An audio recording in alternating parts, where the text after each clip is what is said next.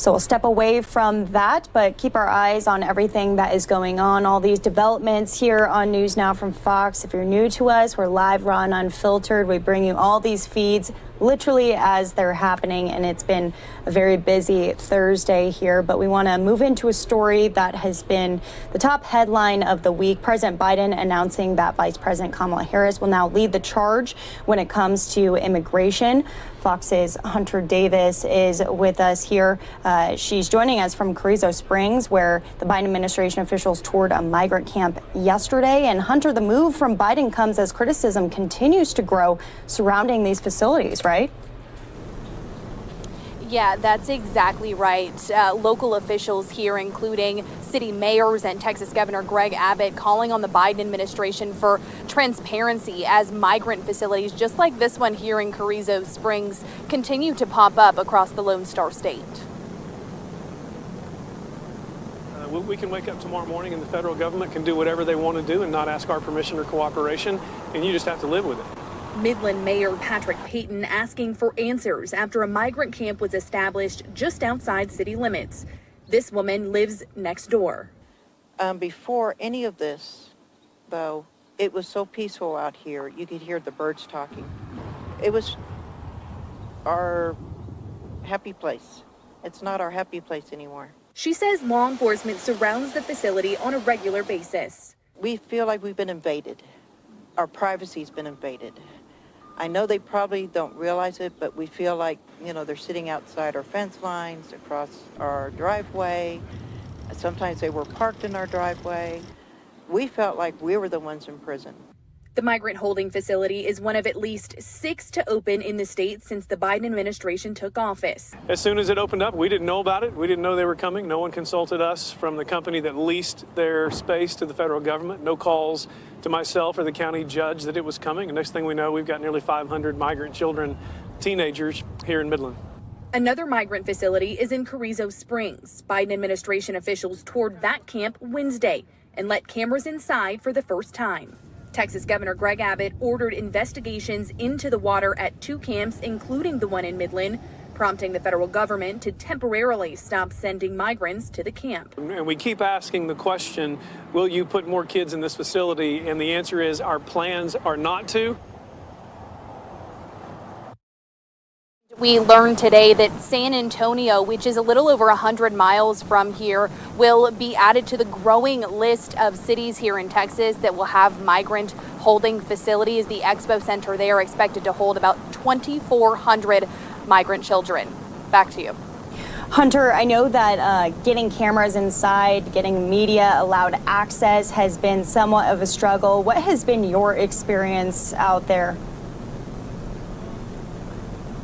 I think somewhat of a struggle is an understatement. I've been along the border for going on 3 weeks now between McAllen, now over here in Carrizo Springs, over in Midland. So whether it be a migrant facility or somewhere along the border, no one wants to talk to you unless it might be a resident. Some city officials will speak out, but as far as getting close to these migrant facilities, I'm here across the street, and this is as close as I've been able to get to this one. Even yesterday when cameras were brought inside from one specific television network, I was kept all the way down at the end to the corner here. So I wasn't even allowed this view yesterday. So being here and seeing this action is really the most I've seen in the 3 weeks that I've been at migrant facilities and along the border.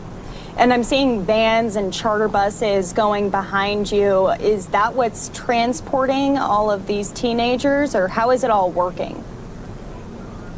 Yeah, like I mentioned, I've been out here specifically 2 days, and this is the most action we've seen here. There was about 6 or 7 empty buses that pulled in here just before I got on with you guys, and then as I've been on with you guys, there was also some empty vans, so it's unclear what those vehicles are doing, but they were empty when they pulled in. I'll be curious to see what they look like when they pull out. And you've talked a little bit about expansion to new facilities, new areas. This is just the beginning. Are we hearing any exact numbers of how many other facilities could be opening across the state? Because it's going as far as to downtown Dallas. We talked to some reporters from Fox 4 who said that they're putting them up in the convention center out there as well. Right, yeah, I was actually in Dallas on Monday at that migrant facility as well before heading over to the Midland migrant facility and then heading over here yesterday. And really, it's like that whack-a-mole game that you used to play when you were a kid, where you were just trying to catch all these things as they were popping up. Because standing here today, we got notification that San Antonio, the expo center there, is now going to be yet another facility that migrants will be held. So it's kind of hard to keep up. That's the pace that they're popping up at. There's really no word until all of a sudden people are being bussed in. And with the cameras being allowed inside, are we hearing more about conditions for all of these teenagers? I know COVID-19 restrictions have been of question. So what's that conversation been like? Yeah, and as I talk to you about this, I actually want to step out of the way because, like I said, this is kind of the most action we're seeing at this facility. So I don't want to block it, with my head just in case we see anything further, because this road just keeps getting busier and busier as I stand here. But this facility specifically is one of two that we have seen inside of. Of course, we had a representative that sent out some photos of the Donna, Texas facility. And then this one, of course, the television cameras were allowed in. But one thing that we were not able to see yesterday, even with a television crew going inside, was an interaction between those Biden officials and the migrants that are being kept here. So it's really hard to get an accurate sense of what these people are dealing with. You're being seen the clothing, you're being seen, they're being seen playing soccer and basketball and those types of things, but you're not able to actually talk to them or see those interactions. So it's kind of hard to get a really good picture of what's actually happening. I know at the Midland facility, it was the same way. Looking through the fence, they don't have the backing that the fence here has, so you're able to see straight through. Kids are playing soccer, they're waving at you, they seem like they're okay, but again, you're not allowed in there and you're not allowed to get a look at it for yourself. And that's something that the press and the media have been pushing for. Of course, it was mentioned during that news conference today, Biden saying that he is waiting for his plan to unfold, and then he'll let media inside, but couldn't give us a time frame. So it's really just still a waiting game, and we're just trying to get any access, any communication, any transparency that we can.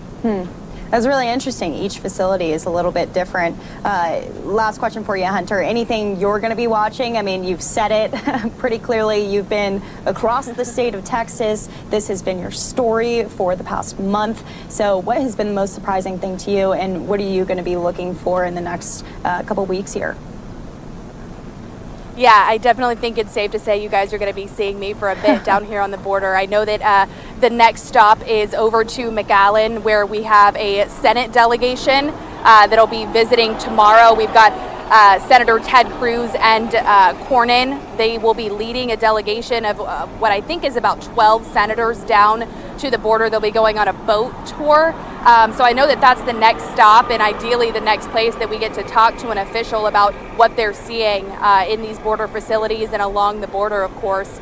And referencing your question to what's the most surprising, I think it's just the transparency thing. When Trump was in office, I also came down to the border. I was over in Laredo, over in Brownsville, and in all sorts of places. And I was rushing away like, no, guys, I don't need to see any more. I can go now.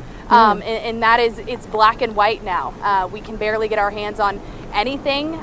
Just a bit of vague information comes, and every time you reach out to somebody, you're just told we've got to send it up to Washington and see what happens. So I think that's what's been most surprising. Is I thought if we were here and we had a presence that we might get, lucky, for lack of a better term, and it's been interesting to see that has not been the case at all.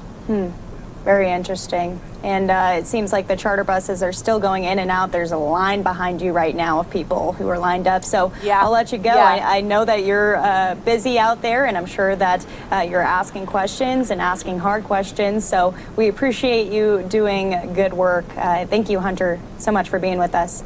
Yeah, of course. Thanks for having me on the show. I will stay out here and see if I can figure out what exactly is going on, because like I said, this is the most people I've seen here in 2 days, so I'm very curious myself. I'll talk to you guys soon. All right, we'll talk to you later.